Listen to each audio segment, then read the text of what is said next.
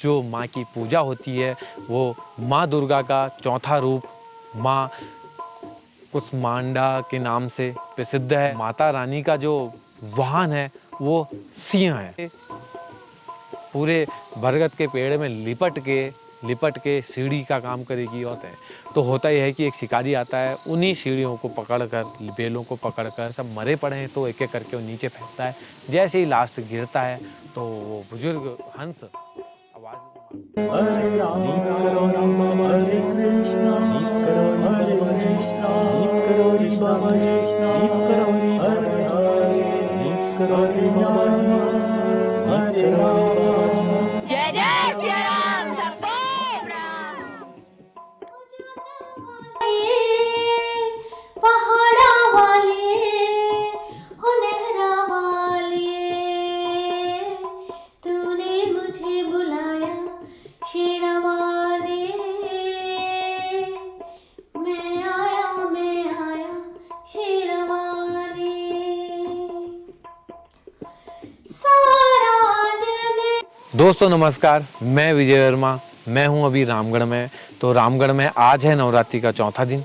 आज मैं हर रोज हर माता की आपको बात बता रहा हूं। तो दोस्तों आज जो माँ की पूजा होती है वो माँ दुर्गा का चौथा रूप माँ कुष्मांडा के नाम से प्रसिद्ध है।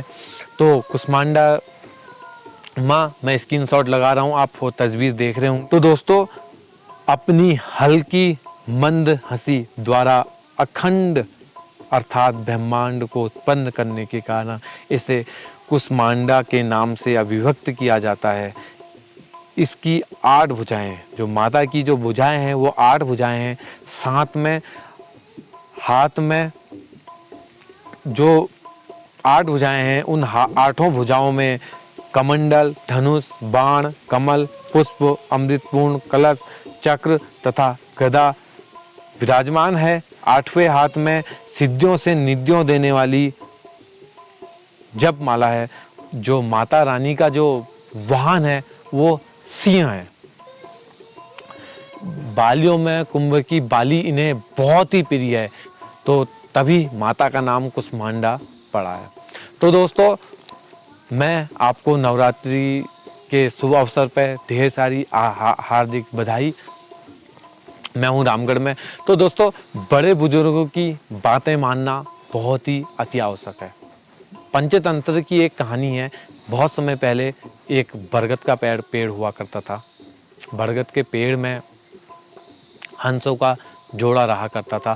तो 20 हंस वहाँ रहते थे। तो होता था कि बहुत समय पहले उस बरगद के पेड़ की जड़ से एक लता जो छोटी अभी अंकुरित हुई थी, छोटी होती है, तो वो अंकुरित होकर उस पेड़ की ओर बढ़ रही थी।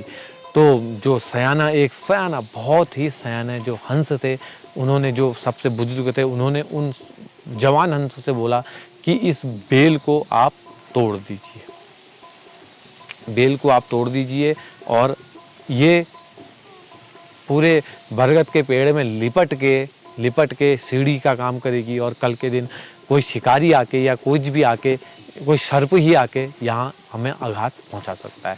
तो जो जवान थे तो वो समझ नहीं पाए कि किस तरीके से ये इस बुजुर्ग का दिमाग सटिया गया है, ये छोटी सी बेल हमारा क्या नुकसान करेगी। तो ये बहुत सोचने वाली बात थी कि बुजुर्ग की बात किसी ने नहीं मानी। तो दोस्तों हुआ वही जो बुजुर्ग चाहते थे, जो बुजुर्ग हंस चाहता था वही हुआ जो उसने सोचा था। अंततः बेल बढ़ने लगी और पेड़ को लिपटते हुए पूरी शाखाओं में जड़ गई और फिर मजबूत होने लगी, पेड़ मोटी होने लगी, जिससे पेड़ जो था वो थोड़ा सा कमज़ोर भी होने लगा। और उस पर चढ़ने का साधन, क्योंकि तना बहुत बड़ा होता है, तो वो चढ़ने का साधन बड़ा। तो होता यह है कि एक बार जो हंस थे वो बहुत टाइम से कहीं दाना चुगने नहीं गए थे, तो वो दाना चुगने चले जाते हैं। तो होता यह है कि एक शिकारी आता है, उन्हीं सीढ़ियों को पकड़कर, बेलों को पकड़कर वो उस पेड़ में चढ़ जाता है और जाल फेंक देता है, जाल बिछा देता है। अंततः जब वो आते हैं, शिकारी जब आता है तो जाल फेंक के चला जाता है। जब हंस वहाँ पहुँचते हैं, पेड़ के ऊपर पहुँचते हैं तो वो जाल में फंस जाते हैं। तो अब उनको उस बुजुर्ग हंस की बात याद आती है, और बुजुर्ग हंस जो होता है वो बहुत ही गुस्से में और खामोश होता है। लेकिन चलो, बच्चों की बात, गलतियां मानना और उनको समझाना और गलती का निदान करना उस बुजुर्ग के हाथ में आया। तो उन्होंने माफ़ी मांगी और बोला कि ऐसा ऐसा है, तो अब इससे ही आप निजात पाइए। तो उसने ये बोला कि कल जब शिकारी आएगा तो सब मूर्छित पड़ जाएंगे। हम 20 लोग हैं, जैसे ही लास्ट पड़ेगा तो मैं एक सीटी बजाऊंगा या मैं कुछ आवाज़ निकालूंगा, तो आप एक काम कीजिएगा, आप सब के सब उड़ जाएंगे। तो जब शिकारी आता है तो वो शिकारी जब देखता है कि सबके सब मरे पड़े हैं तो एक एक करके वो नीचे फेंकता है।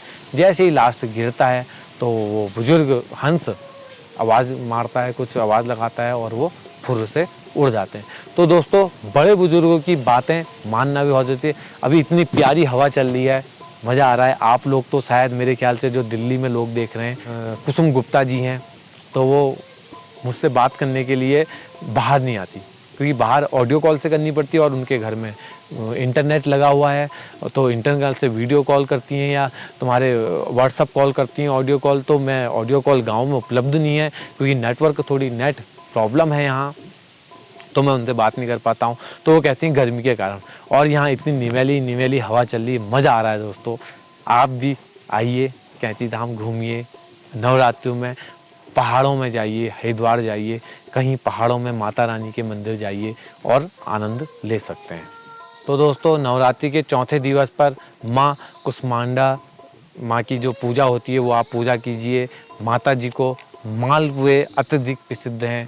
माता जी की पूजा करने से कष्ट, दुख सब हर जाते हैं और माता जी के पूजा करने से आयु, यश में वृद्धि होती है।